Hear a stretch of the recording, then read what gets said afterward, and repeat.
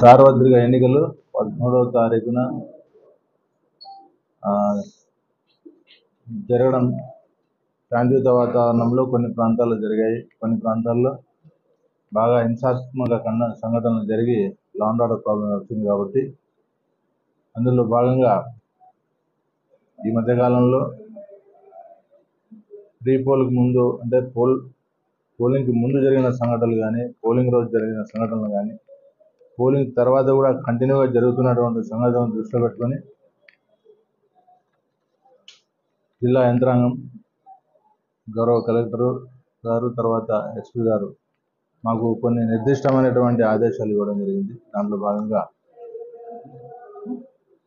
ఇలాంటి సంఘటనలే మళ్ళా పునరావృతం కాకోకున్నట్ల కౌంటింగ్ కూడా ఉంది. కాబట్టి next month 4th in continuation that 4th కూడా రిజల్ట్స్ పరంగా ఏమైనా గలాటలు జరగచ్చు అనేసి కొన్ని స్ట్రిక్ట్ ఇంప్లిమెంటేషన్ చేయాల్సినటువంటి కొన్ని విషయాలని మీతో చర్చించుకుంటాను. సంఘటనలో పాల్గొన్నటువంటి ప్రతి ముద్దాయిల్ని అరెస్ట్ చేయడం జరుగుతుంది. బౌండ్ ఓవర్ అయ్యి మళ్ళా కూడా గలాటలు చేసి బ్రీచ్ ఆఫ్ బాండ్ చేసిన వాళ్ళని కూడా డెఫినెట్గా వాళ్ళ మీద చర్యలు తీసుకోవడం జరుగుతుంది. బ్రీచ్ ఆఫ్ బాండ్ చేసిన వారికి షూరిటీ అమౌంట్ ఎంతైతే ఉంటుందో వాటిని ఖచ్చితంగా వాళ్ళు కట్టి ఆ నిబంధనలు ఖచ్చితంగా పాటించాలి. అదర్వైజ్ వారెంట్ ఎగ్జిక్యూట్ అవుతుంది, వాళ్ళు రిమాండ్ పోయేటువంటి పరిస్థితి ఉంటుంది. కాబట్టి అది కూడా దృష్టి పెట్టుకోవాలి. అట్లాగే విన్నింగ్ ప్రొసెషన్స్ కానీ, లేకుంటే ర్యాలీస్, తర్వాత టపాకాయలు కాల్చడం, మెరవన్లు, ఇవన్నీ కూడా నిషిద్ధము. ఈ మధ్యకాలంలో ఇవి ఎవరైనా కూడా పర్మిషన్ లేకోకున్నట్ల ఏదైనా జరిగినా కూడా వారి మీద నాన్ బెయిలబుల్ సెక్షన్ల కింద కేసులు నమోదు చేయడం జరుగుతుంది. అట్లాగే ఈ రౌడీ షీటర్లు, ట్రబుల్ మాంగర్స్ మీద ప్రత్యేక నిఘా ఉంచడం అయింది. వీరి మీద షాడో పార్టీ కూడా నడుస్తుంటుంది. వీరు ప్రతి ఒక్క కదలికలను పసిగట్టి ఏదైనా వైలెంట్ యాక్ట్స్ ఏమైనా చేస్తే కన్నా వారి మీద ఖచ్చితంగా నాన్ బెయిలబుల్ సెక్షన్లతో చర్యలు తీసుకోవడం జరుగుతుంది.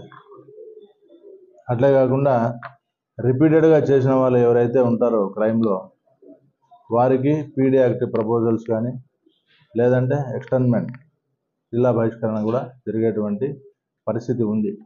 సో ఇవన్నీ దృష్టిలో పెట్టుకోండి. అందరికీ కూడా నేను ఈ మీడియా పరంగా మా పోలీస్ వారి నుంచి కొన్ని సూచనలు కావచ్చు, హెచ్చరికలు కావచ్చు, దయచేసి వీటినన్నీ గుర్తుపెట్టుకుని లా అండ్ ఆర్డర్ని మెయింటైన్ చేయాల్సినటువంటి మా బాధ్యతలో భాగంగా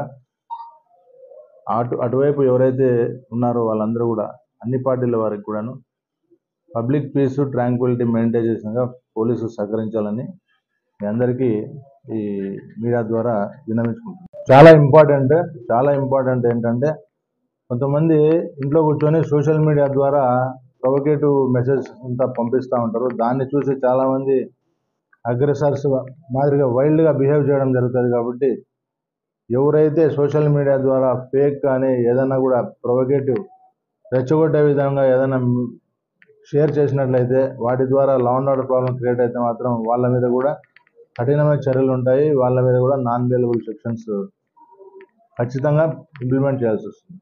థ్యాంక్ యూ. ఇప్పుడు దాదాపుగా 440 మంది మా లిస్టులో ఉండేవాళ్ళు. నిన్న దాదాపుగా 50 మంది వరకు కౌన్సిలింగ్ అయింది. మా మొత్తం అన్ని పోలీస్ స్టేషన్స్ 50 to 70 అనుకోండి. ఈ రోజు నుంచి తర్వాత 4వ తారీఖు వరకు కూడా ఈ కౌన్సిలింగ్ అనేది జరుగుతూనే ఉంటుంది. 19 ఉన్నాయి ఆల్ కాన్స్టిట్యున్సీలో. ఆ 19 కూడా వాటిల్లో పికెట్ పెట్టడం జరుగుతుంది, పోలీస్ పికెట్ పెడుతుంది. Continuous day beats, night beats తిరుగుతారు. పెట్రోలింగ్ కూడా ఉంటుంది. ఇవన్నీ కూడా జరుగుతూ ఉంటుంది కడపలో. అక్కడ అంటే అన్వాంటెడ్ ఫెలోస్ మా ఏరియాలో కనపడితే మాత్రం వాళ్ళని కూడా ప్రివెంటివ్ అరెస్ట్ చేయడం. లోకల్స్ మాత్రమే అలౌడ్. మిగతా అదర్ వేరే ఏరియాస్ నుంచి, జిల్లాల నుంచి వచ్చి ఇక్కడ ఉండి ఇక్కడ అల్లర్లకు పాల్పడే అవకాశం ఉంది. కాబట్టి వాళ్ళని ఖచ్చితంగా ప్రివెంటివ్ అరెస్ట్ చేయడం జరుగుతుంది. పట్టణంలో వేంపల్లి పట్టణాలు కొంచెం సెన్సిటివ్గా ఉంటాయి కాబట్టి, పట్టణాలు కాబట్టి వీటికి సంబంధించి చెక్ చెక్ పోస్టులు, తర్వాత సెక్టర్ వైజ్ మూమెంట్ మొబైల్స్, అట్లాగే క్యూఆర్టీస్ని ఇంప్లిమెంట్ చేశారు. అంటే క్యూఆర్టీని పెట్టి మొత్తం అంతా టౌన్ 3 సెక్టర్ల కింద డివైడ్ చేసి రెస్పాన్స్ టైం వితిన్ 5 minutesలో వచ్చేటట్లుగా టైం సెట్ చేసుకొని ఈ సిబ్బంది ఆఫీసర్స్ దాంట్లో తిరుగుతూ ఉంటారు. మనకు క్యూఆర్టీస్ 10 నుంచి 12 వరకు వస్తాయి. మా సార్ ఎస్పీ గారు చెప్పిన దాన్ని బట్టి వాటితో మేము ఆపరేట్ చేస్తాం.